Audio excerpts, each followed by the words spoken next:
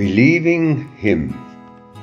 It does not matter how you believe, why you believe, but that you believe, and whom you believe.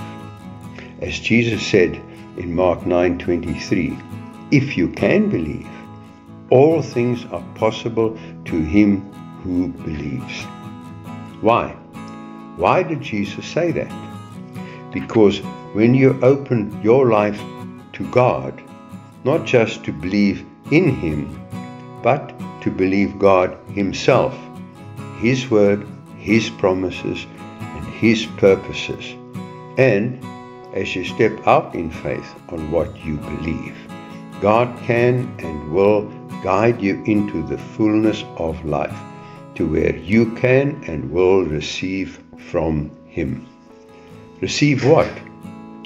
That love that your Creator created you with, that He placed in your heart, that love that He has for you, His special creation. That life and purpose that your Creator created you to live, that life that Jesus came that you may have in abundance. And therefore God made this statement in Deuteronomy chapter 30, verses 19 and 20.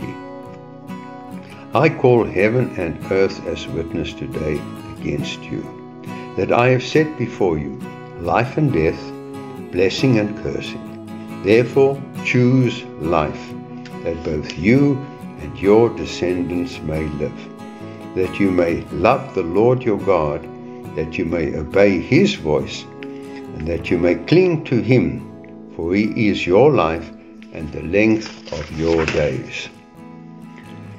God's loving word to us is choose life, that both you and your descendants may live.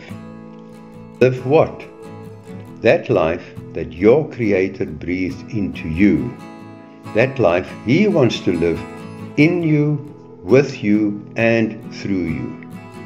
Go to Him and receive Him as the loving Father that He is, who made you that special creation that you are.